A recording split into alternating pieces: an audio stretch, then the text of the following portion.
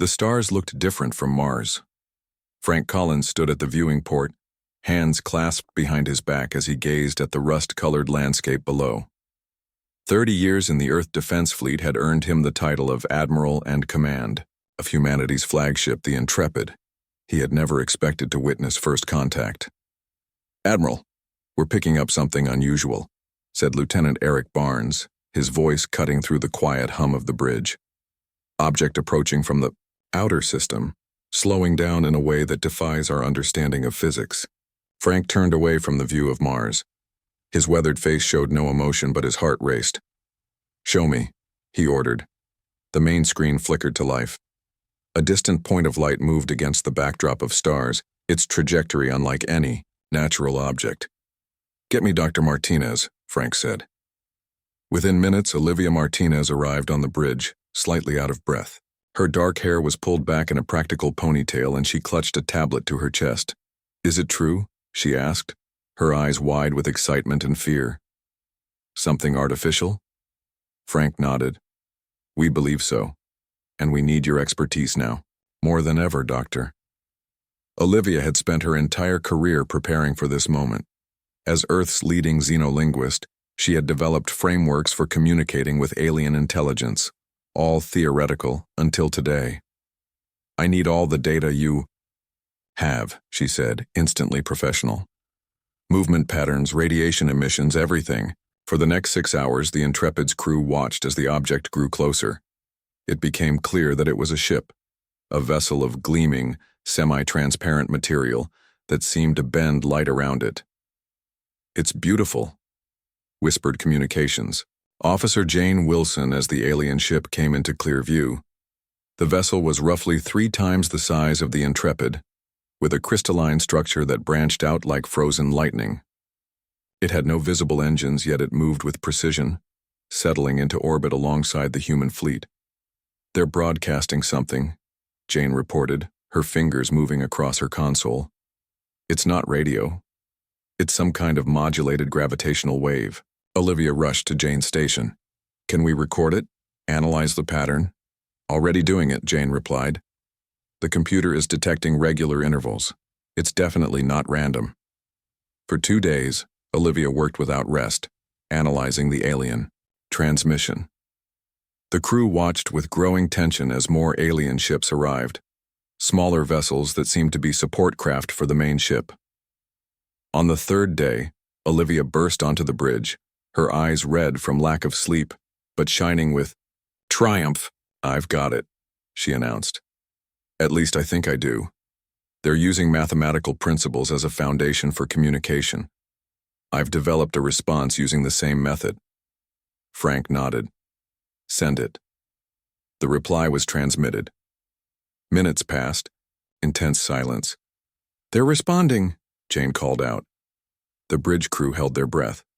The main screen flickered, and suddenly they were looking at an alien. It had a roughly humanoid shape, but its body appeared to be made of the same crystalline material as its ship. Its head was elongated, with no visible eyes, just a series of ridges where a face should be. "I am Varric, explorer of the Vorex," it said, its voice oddly musical, coming through the ship's speakers after being processed by Olivia's translation algorithm. "We have journeyed far to study emerging intelligent species." Frank stepped forward. "I am Admiral Frank Collins of the Earth Defense Fleet. We welcome peaceful contact with your civilization." The alien made a gesture that might have been a nod. "We observe before we decide on the status of new species. You will permit this." Frank felt a chill at the words. It wasn't a request. "We are happy to share cultural and scientific knowledge," he replied carefully. "But we maintain our sovereignty." The alien was silent for a moment. "Understood, we will continue observations." The communication ended. "I don't like their tone," said Captain Linda Peters, Frank's second-in-command. "They speak as if they're evaluating us." "That may be exactly what they're doing," Olivia said quietly. For the next day, the alien ships maintained their distance, occasionally sending probes that scanned Earth and the colony on Mars. The United Earth government held emergency sessions, preparing responses to various scenarios. Then, without warning, everything changed. Frank was woken by alarms in the middle of the night cycle. He rushed to the bridge in his uniform pants and undershirt. "What's happening?" he demanded. Linda's face was pale as she pointed to the main screen. "They're attacking the Mars colony, sir." The northern habitation dome of the Mars colony was in flames. The smallest Vorex ship hovered above it, firing precision energy beams at key infrastructure points. "Get me a channel to their main ship now," Frank ordered. Varric appeared on screen almost immediately. "Yes, Admiral? You're attacking our colony. Cease fire immediately," Frank shouted. The alien's head tilted slightly. "This is not an attack. It is a test of defensive capabilities. We need accurate data." "There are 10,000 civilians in that dome," Linda cried out. "An acceptable number for data collection," Varric replied. "We now understand your response times and defensive measures. The test is complete." The firing stopped, but smoke continued to rise from the devastated colony. "You've killed thousands of our people," Frank said, his voice shaking with rage. "Yes. Now we understand your species better," Varric said. "We will depart to process our findings. You may expect contact again in your time measurement of 6 standard months." Before Frank could respond, the Vorex ships began to move, accelerating at an impossible rate. Within minutes, they had disappeared from the solar system, leaving only destruction in their wake. "Send rescue ships to Mars immediately," Frank ordered, his face hard with grief and anger. "And contact Earth. We need to prepare." As the Intrepid changed course toward Mars, a small object was detected where the Vorex fleet had been. A probe, left behind deliberately. When they retrieved it, they found it contained only a set of coordinates and a message. "Meet here when..." "The 6 months have passed. Prepare your response to our evaluation." In the medical bay of the Intrepid, the injured from Mars began to arrive. Among them was a young girl, no more than 7 years old, her face covered in burns. "Where's my mom?" she asked Frank when he visited the wounded. Frank had no answer for her. But as he looked at her injured face, he made a silent promise. Humanity would be ready when the Vorex returned, and they would learn that humans were not merely subjects to be tested and evaluated. They would learn, at whatever cost, that humanity would not be sacrificed for alien curiosity. 6 months passed quickly for a world preparing for war. The attack on Mars had changed everything. Old rivalries between nations faded as humanity faced its first true external threat. The survivors from the Mars colony brought back stories of cold alien precision. The Vorex had not shown anger or cruelty, just a calm indifference to human life that was somehow more frightening. Deep beneath the streets of Geneva, in bunkers designed to survive nuclear war, the United Earth Government, War Council gathered. The room was carved from solid rock, lit by harsh white lights that cast sharp shadows across worried faces. Maps and screens covered the walls, showing defense plans and weapon designs. General Susan Miller stood at the head of the table. Her gray hair was cut short, and the lines around her eyes had deepened since the Mars attack. She had lost a son in the northern dome. "Our fleet has tripled in size," she said, pointing to a holographic display of Earth's orbital defenses. "But we still don't match their technology. Their ships move in ways ours cannot." Jack Peterson, the president of the United Earth Government, nodded grimly. At 62, he had never expected to lead humanity during first contact, let alone an alien threat. His dark skin contrasted with his white hair, and his hands were clasped so tightly that his knuckles had turned pale. "What about the weapon? Research?" he asked. The door to the council chamber opened and a small man with wild curly hair rushed in. Dr. Alan Wright looked like he hadn't slept in days. Dark circles ringed his eyes and his clothes were rumpled. "Sorry I'm late," he said, dropping a stack of tablets onto the table. "But I think I found something." The room fell silent as all eyes turned to the physicist. Dr. Wright had been studying the debris from the Vorex weapons since the attack, trying to understand the alien technology.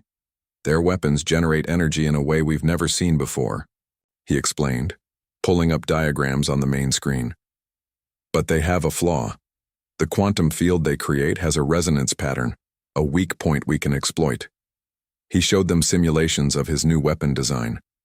The council members leaned forward, some frowning in concentration, others with the first spark of hope they'd felt in months. "Will it work?" asked President Peterson. "In theory, yes," Dr. Wright replied. "But we've never tested it against their actual shields." General Miller stood up straighter. "We may get that chance soon. The 6-month deadline the Vorex gave us is next week." The council fell silent again. The coordinates left by the Vorex probe pointed to a location near Proxima Centauri, the closest star system to Earth. A small fleet had already been dispatched there, led by the newly commissioned warship Defiance. "What are our options?" President Peterson finally asked. Minister Helen Boyd, a tall woman with a stern face who represented the Mars colonies, spoke first. "We could try to appease them, offer resources, knowledge."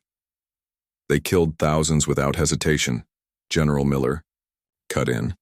"They're not looking for friends." "We could hide," suggested another council member.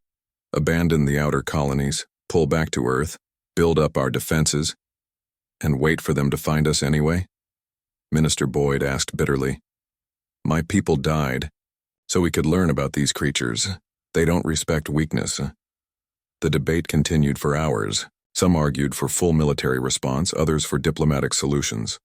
Dr. Wright remained quiet, scrolling through his data while the politicians argued. Finally, President Peterson raised his hand for silence. "I've heard enough," he said. "We cannot hide and we cannot surrender, but neither can we match them in open warfare. Not yet." He turned to look at each council member in turn. "We will meet them at their coordinates as requested. We will show them that we are not helpless test subjects, and we will demonstrate that attacking humanity has consequences." The plan took shape quickly. The Defiance and its support ships would carry Dr. Wright's new weapon, the quantum resonance disruptor. If the Vorex showed any sign of aggression, they would deploy it immediately. Dr. Olivia Martinez, who had first established communication with the Vorex, was brought in to prepare a message. She worked day and night, crafting words that would convey human determination without provoking immediate attack.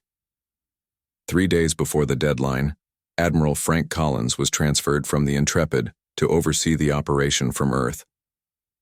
His expertise was needed to coordinate the overall defense strategy. Captain Nancy Reeves took command of the Defiance.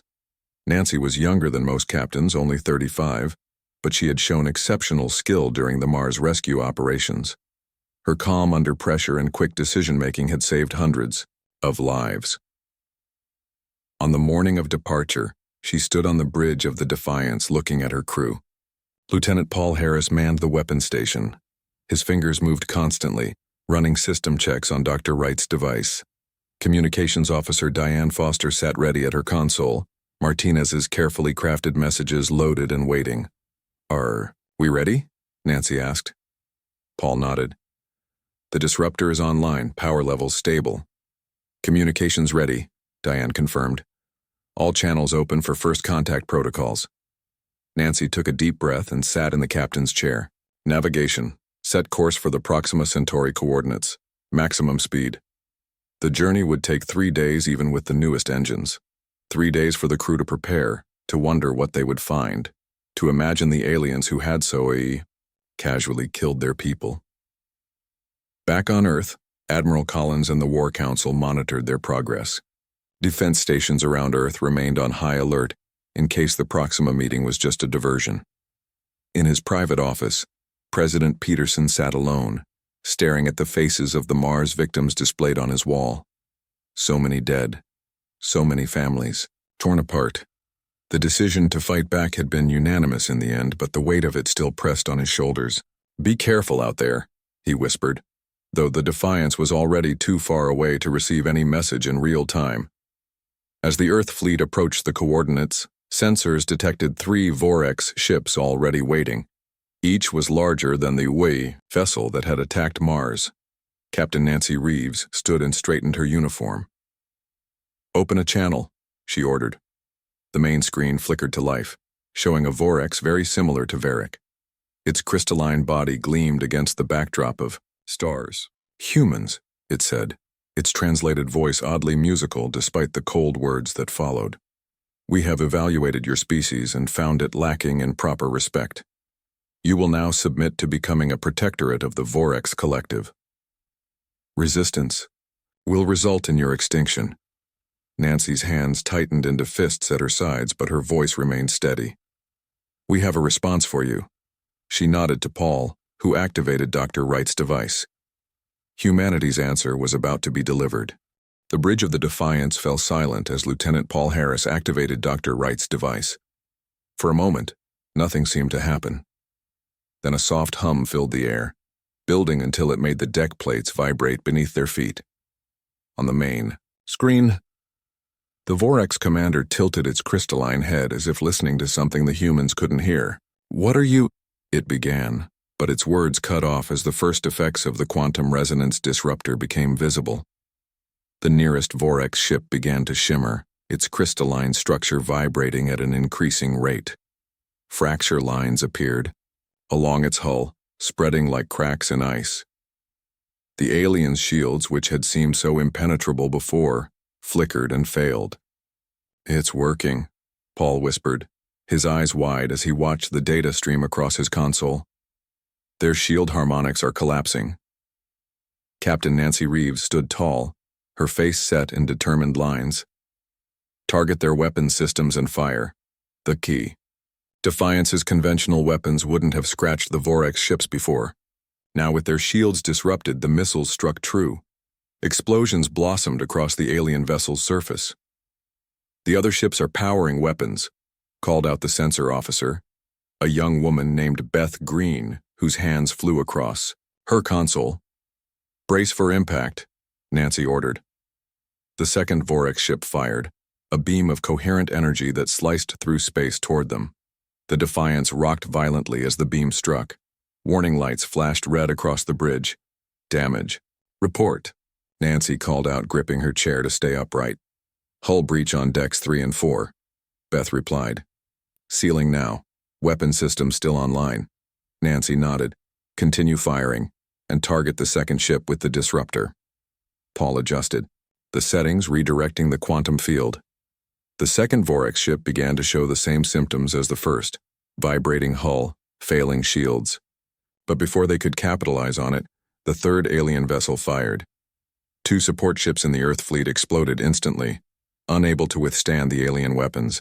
The Defiance shuddered as debris struck its hull. "We've lost the Eagle and the Swift," Diane reported, her voice tight with grief. Each ship had carried over 100 crew members. Nancy had no time to mourn. "Focus the disruptor on the ship that's firing. Maximum power." Paul complied, his face pale but determined. The disruptor's hum grew louder, and the lights on the bridge dimmed as power was diverted to the weapon.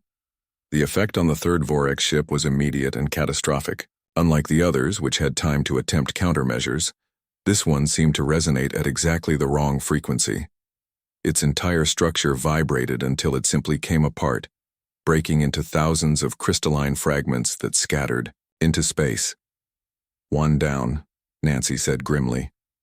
On screen, the first Vorex ship was listing badly, venting atmosphere from multiple breaches.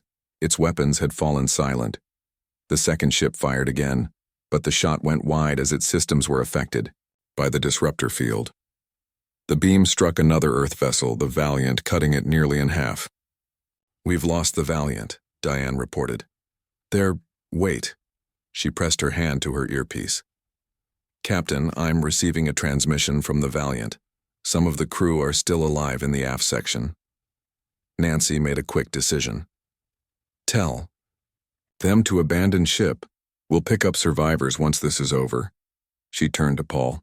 "Can we increase power to the disruptor?" Paul shook his head. "We're already at maximum. Any more and we risk burning out our own systems. Then we'll have to do this the old-fashioned way. Target all remaining weapons on the second ship. Fire. Everything we've got." The Defiance unleashed its full arsenal. Missiles, railgun rounds, and energy beams struck the weakened Vorex vessel simultaneously. For a moment it seemed to absorb the assault. Then, with a flash of light that temporarily blinded the bridge sensors, it exploded. "Direct hit!" Beth called out. Second ship destroyed. The bridge crew let out a ragged cheer, but Nancy raised her hand for silence. The first ship, is it still operational?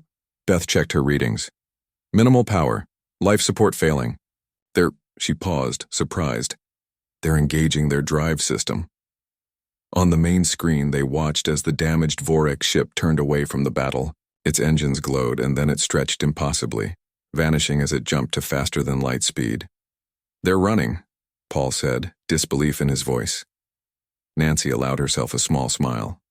Yes, and they'll take our message back to their people.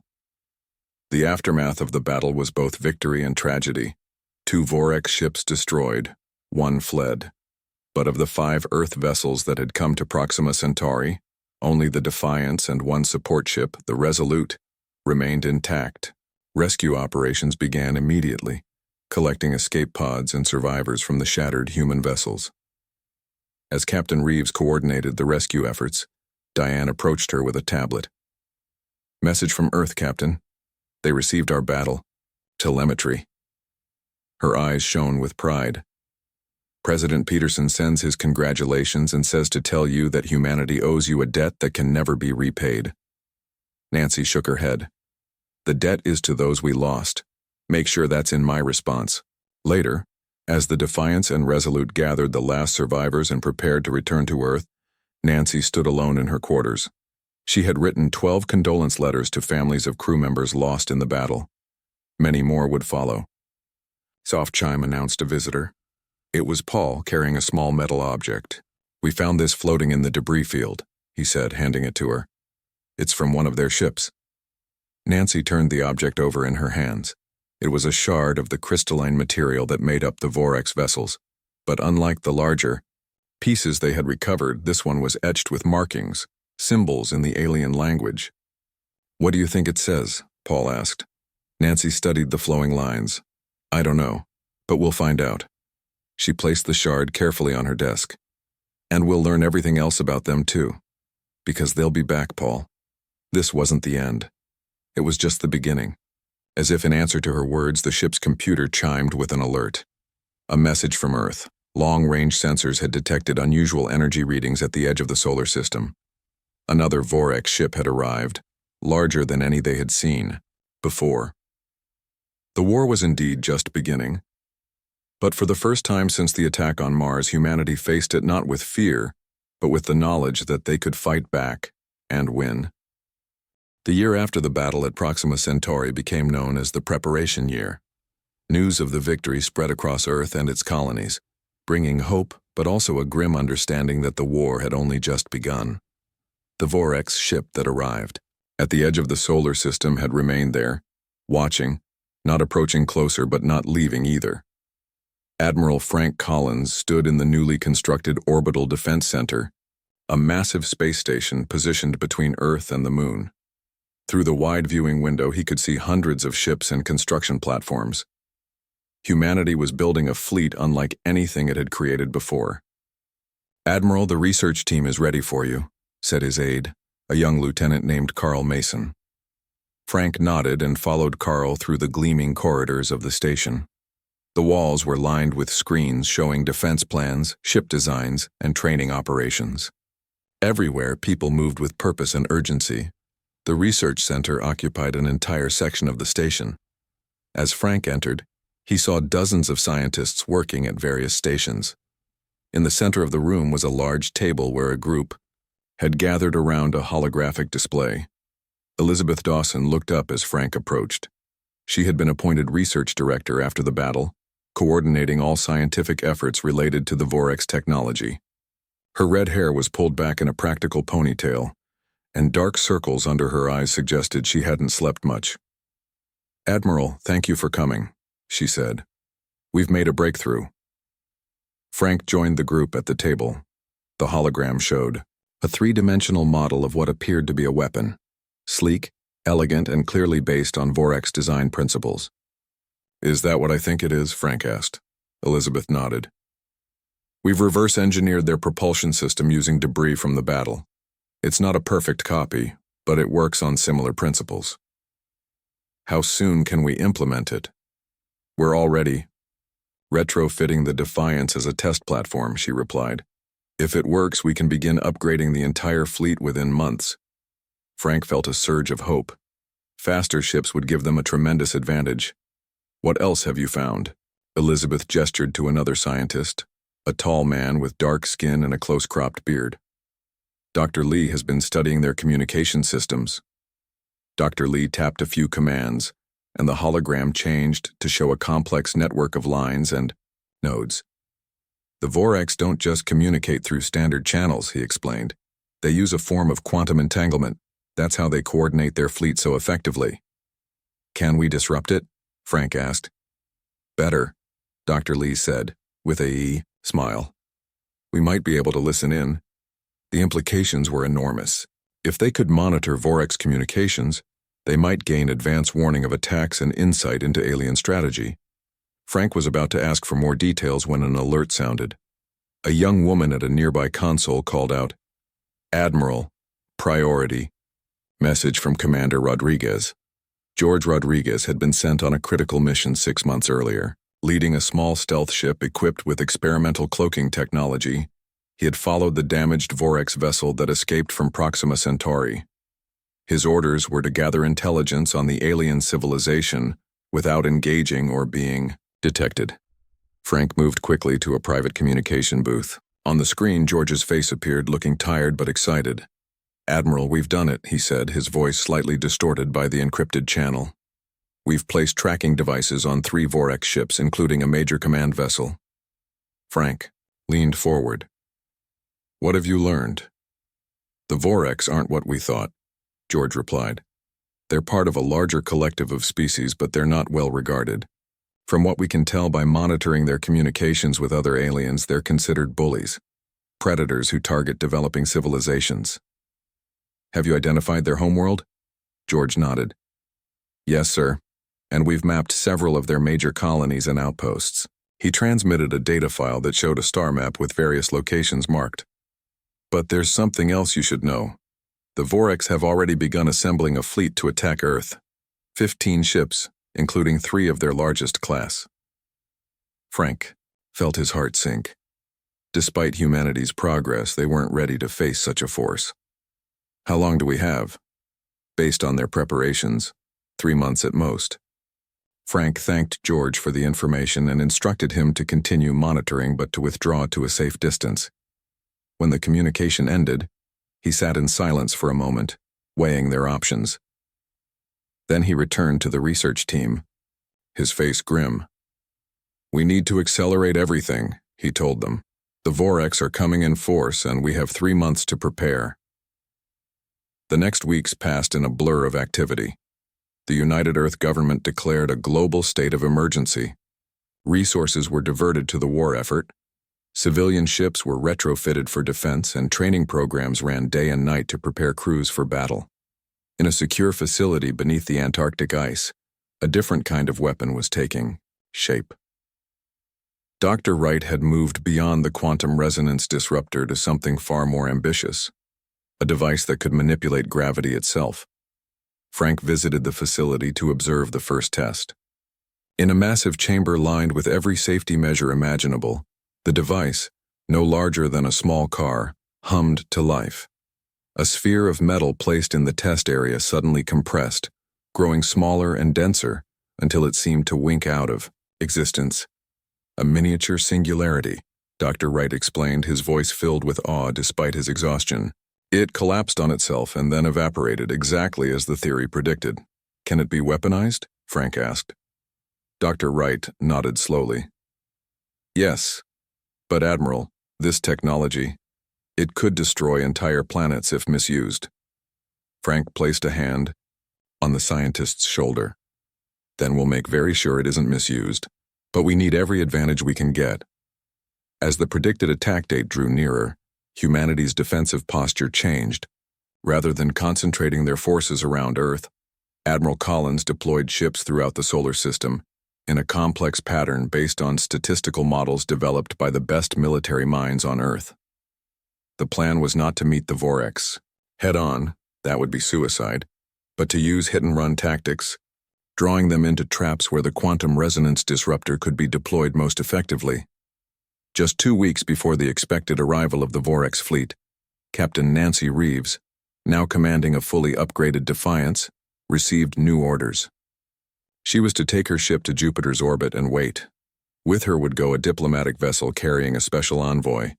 Jack Peterson himself had decided to face the aliens directly. "It's too dangerous," Nancy protested when she learned of the plan. "We can't risk the president of Earth." "It's not a risk," Jack replied calmly. "It's a calculation. The Vorex need to understand that humanity speaks with one voice now. And they need to hear our message directly from our leader." As the human fleet took up positions and final preparations were made, long-range sensors detected the Vorex fleet emerging from faster-than-light travel near the orbit of Neptune. 15 ships, just as Commander Rodriguez had reported, moving in tight formation toward the inner solar system. Their destination appeared to be Jupiter, perhaps planning to use the gas giant's moons as staging areas for an attack on Earth. What they didn't know was that humanity was waiting for them, armed not just with new weapons, but with something the Vorex would never expect, a warning that would change the course of the war. The Vorex fleet emerged from faster-than-light travel near Jupiter's orbit, just as the intelligence reports had predicted. 15 ships moving in perfect formation, their crystalline structures gleaming in the distant sunlight. They were a beautiful sight, but the beauty held only death for humanity. Waiting for them was not Earth's full military force as they might have expected, but a single diplomatic vessel flanked by the Defiance and 3 other warships. The diplomatic ship was smaller than the warships, with no visible weapons and a hull marked with the united symbol of Earth, a blue and green circle representing the planet, surrounded by stars for its colonies. Inside the diplomatic vessel, Ambassador Kevin Ward stood calmly on the bridge. He was 57 years old, with silver hair and dark brown skin that showed the lines of a life spent in difficult negotiations. Behind him stood a diverse group: scientists, military personnel, and representatives from every human colony. "They're scanning us," reported the communications officer, a young woman named Rita Jones. "All 15 ships." Kevin nodded. "Open a channel when they're ready." President Jack Peterson stood nearby, his face solemn. "Remember, Ambassador, no compromises. This is humanity's message to deliver." A few minutes later, the main screen flickered to life. The Vorex commander was larger than the ones they had encountered before, its crystalline body more complex, with swirling patterns visible beneath the surface. "Humans," it said, the translation coming through clearly. "You have shown unexpected resistance. This is noted, but it changes nothing. Your species will submit or be removed." Kevin stepped forward. "I am Ambassador Kevin Ward of the United Earth Government. We have not come to submit or to fight. We have come to deliver a warning." The Vorex commander made a sound that the translation system interpreted as laughter. "You cannot threaten us, small creatures. Your victory at Proxima Centauri was an anomaly. Our fleet now stands ready to erase your civilization." Kevin's expression didn't change. "We could destroy your fleet right now," he stated, his voice calm and measured. "But instead, we offer a single warning: strike against humanity again, and you will cease to exist." The Vorex commander's laughter grew louder. "Empty threats reveal your weakness. We have studied your weapons. The device you used at Proxima has been countered. You have nothing that can harm us now." Kevin looked back at Dr. Olivia Martinez, who stood among the scientists. She nodded once and touched a control on her tablet. Thousands of miles away, at the edge of the solar system where Commander Rodriguez had discovered a hidden Vorex outpost, a small human probe activated. On the diplomatic vessel's screen, a small window opened showing a feed from the probe. "This is your outpost near what you call the Cold Star," Kevin said. "We detected it 3 months ago." The Vorex commander's body stiffened. "How did you—" "We evacuated your personnel 2 days ago," Kevin continued. 43 Vorex researchers, all safely transported to a human medical facility. They are unharmed and will be returned to your people." Now confusion mixed with the anger in the alien's voice. You captured our researchers, why would you? Kevin nodded to Olivia again. On the screen showing the outpost, a small light flashed. For a moment, nothing happened. Then space itself seemed to bend around the outpost. The station, asteroids, and everything within a mile radius contracted to a single point of brilliant light, and then vanished completely. The bridge of the diplomatic vessel was silent.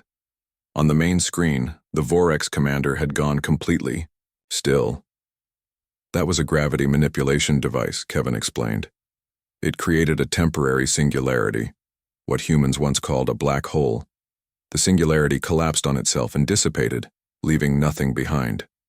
He stepped closer to the screen. We now possess the coordinates of your homeworld, your colonies, and every major Vorex settlement. We have placed gravity manipulation devices near each one. They are currently inactive. They will remain inactive as long as the Vorex never again attack humanity or human interests. Jack Peterson moved to stand beside Kevin. We are not a threat to your people. We do not seek conquest or conflict. But we will defend ourselves. Attack us again and none of your worlds will remain. For what seemed like an eternity, the Vorex commander was silent. Then it made a gesture that the humans had come to recognize as one of acceptance.